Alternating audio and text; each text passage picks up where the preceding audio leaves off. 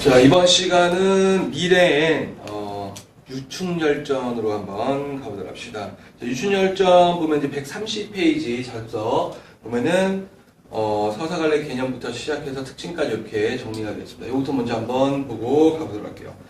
자, 개념. 사람들의 삶 속에서 겪을 수 있는 다양한 사건과 갈등의 모습을 이야기 형식으로 표현하는 문학 양식을 말합니다. 자, 여기서 보면 다양한 사건과 갈등의 모습을 이야기 형식으로 표현하는 문학 양식이다라고 이야기를 하죠. 그래서 소설이 가장 대표적이고 가전체, 설화 이런 것들도 서사관례에 속한다라는 겁니다. 자, 서사관례라고 이야기하는 거 가장 큰 특징은 뭐냐면 이야기 형식이다라는 거예요. 오케이? 이해됐죠? 자, 인물이라는 거 한번 보도록 합시다.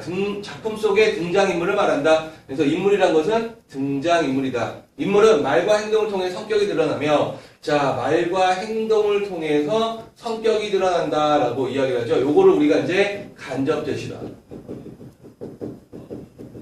간접적 제시, 간접 제시 이렇게 이야기를 하죠. 그래서 보여주기, 그 다음에 쇼잉, 그 다음에 극적 제시, 그 다음에 장면적 제시, 그 다음에 그 묘사적 제시 이런 것들이 같은 의미로 사용돼요. 자, 이야기를 이끌어가는 주체이다 해서 이야기를 이끌어가는 주체를 우리가 인물이다라고 이야기합니다. 인물의 성격은 사건 전개에 영향을 미치기도 하는데, 자, 인물의 성격의 기능을 이야기하네요. 사건 전개에 영향을 준다는 거. 이러한 두 개의 성격이 서로 부딪혀 대립하는 것을 갈등이라고 한다. 자, 성격이 서로 부딪혀서 대립하게 되면 우리가 갈등이다라고 이야기를 한다 이렇게 되어 있네요. 사건은 작품 속의 인물들에 의해서 진행되는 이야기를 우리가 사건이다라고 이야기합니다. 그래서 작품 전체의 줄거리를 이루고 그 다음에 주제를 형성하는 기능을 한다. 자, 배경이다라고 이야기한 거 봅시다. 작품 속에서 인물들이 사건을 일으키는 시간과 공간을 우리가 배경이다. 그래서 작품의 분위기를 조성하고 인물의 심리 또는 작품의 주제를 암시하는 역할을 하기도 한다라는 겁니다. 자, 서술자라고 되어 있죠. 작품 속의 중심성을 효과적으로 전달하기 위해 바로 작가가 만들어낸 작품 속 이야기 전달자 이렇게 이야기하죠. 그래서 서술자는 작가의 허구적 대리인이다 이렇게 이야기합니다. 그래서 작가의 허구적 대리인 이렇게 생각을 하면 좀 쉬워질 거예요. 그래서 서술자의 위치에 따라 같은 사건도 전혀 다르게 표현될 수 있다. 서술자의 위치에 따라서 이렇게 있죠. 그 위치가 작품을 기준으로 봤을 때 작품 안에 있으면 1인칭 시점이 되고요. 작품 밖에 존재하면 3인칭 시점이 됩니다. 이해됐죠? 1인칭 시점은 다시 두 가지로 나누죠. 1인칭 주인공 시점과 1인칭 관찰자 시점. 3인칭 시점도 두 가지로 나눠지죠. 뭐예요? 전지적 작가 시점, 작가 관찰자 시점. 이해됐습니까? 오케이? 자, 여기까지가 서사관례 개념입니다. 자, 그 밑에 있는 소설의 특징으로 넘어가 보도록 할게요.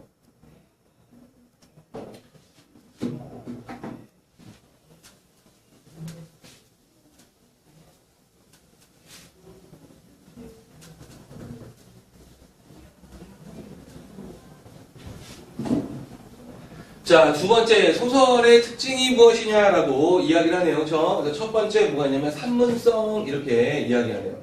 자, 운문이 아닌 산문이다. 즉, 줄글 형식으로 되어 있다. 이렇게 있죠. 자, 그러면 여기서 우리가 이야기한 게 운문이 무엇인지 우리가 좀 이해하고 볼 필요가 있네요. 그렇죠? 운문이라는 것은 운율이 있는 겁니다.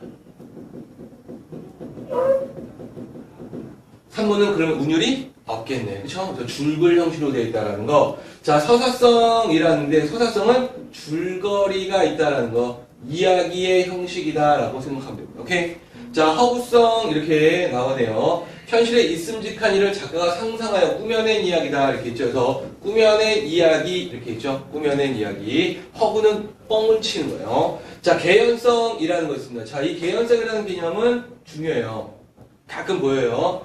꾸며낸 이야기지만 현실에서 일어날 수 있는 사건이나 존재할 만한 인물을 그려낸다. 그러니까 일어날 수 있는 사건, 존재할 만한 인물들. 이해됩니까? 그래서 개연성이란 말을 바꾸면 뭐로 바꿀 수가 있냐면 개연성은 가능성이라고 생각하시면 돼요. 이렇게 생각하면 개연성 좀 쉬워집니다. 진실성 이렇게 있죠. 자, 진실성하고 문제가 되는 거는 이 허구성이에요. 자, 거짓이라면서요. 근데 왜 진실이죠? 요거랑 부딪히죠. 그쵸? 자, 소설은 허구가 맞아. 거짓입니다. 있음직한 일을 꾸며낸 게 맞아요. 그런데 왜 진실성이라고 이야기하냐면, 꾸며낸 이야기인데요. 바로 인생의 진리, 진실한 삶, 이런 것들을 추구하기 때문에 우리가 진실성이다라고 이야기를 하는 겁니다. 그러니까, 있음직한 일인데, 우리가 생각했을 때 실제로 일하는 것보다 더 실제 같다는 거야. 이해됐어요? 무슨 말인지? 자, 교훈성이다라고 이야기하면 말 그대로 교훈을 주는 거고, 그 다음에 예술성이다라는 것은 문학이기 때문에 예술적 가치가 있다라고 이야기를 하는 겁니다. 이해됐나요? 오케이? 자, 밑에 있는 고전소설의 특징으로 넘어가 보도록 하겠습니다.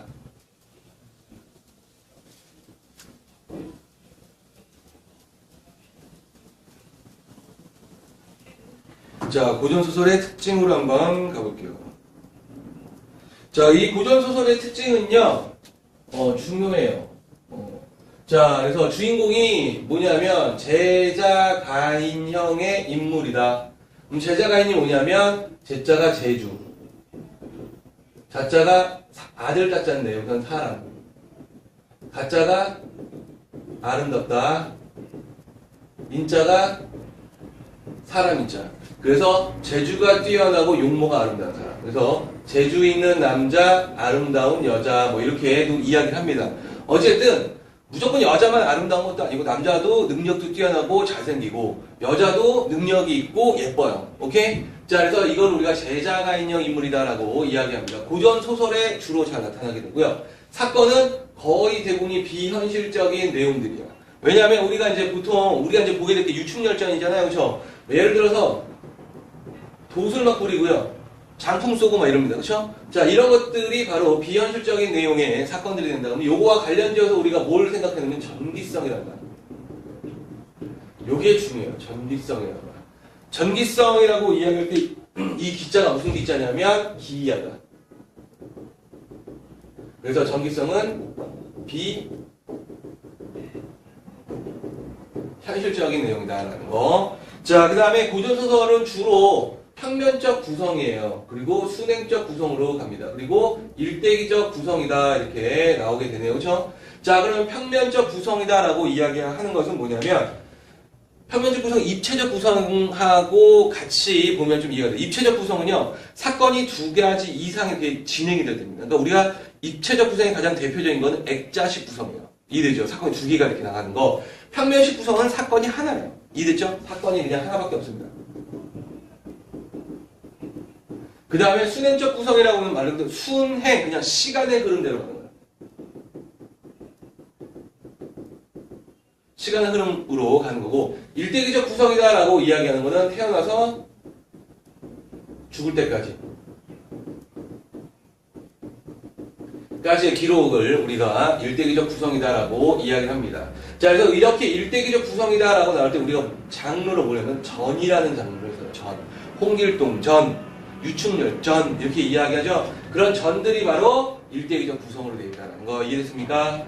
자, 결말 부분 한번 볼게요. 일반적으로 대부분이 행복한 결말이에요. 행복한 결말. 해피엔딩으로 끝납니다. 예외적으로 그 불행한 결말로 끝나는 그런 고전소설도 가끔 있어요. 운영전이라든지 이제 죽음으로 맞이하는. 근데 많지가 않아요. 대부분들이 행복한 결말이다라는 거. 자, 문체는 읽기 편한 뭐 운문체, 낭송체 이렇게 있는데 아까 운문은 제가 뭐라고 설명했죠? 운율이 있다라고 얘기했죠. 그렇죠? 그러니까 이게 왜 그렇게 되는지 한번 이해해 봅시다. 옛날에는 종이가 귀했기 때문에 글로 쓰는 것이 그 글로 이렇게 써가지고 종이에 남기는 게 어려웠어요. 그러니까 뭘 했냐면 사람들이 입에서 입으로 구비전송이 많이 됐습니다. 그러다 보니까 기록을 했는데도 불구하고 책이 비싸니까 사람들이 이렇게 모아놓고 책을 읽는 전기수들이 있어. 그러니까 읽기에 편하려면 운율이 있으면 좀 편해요. 리듬이 있으면.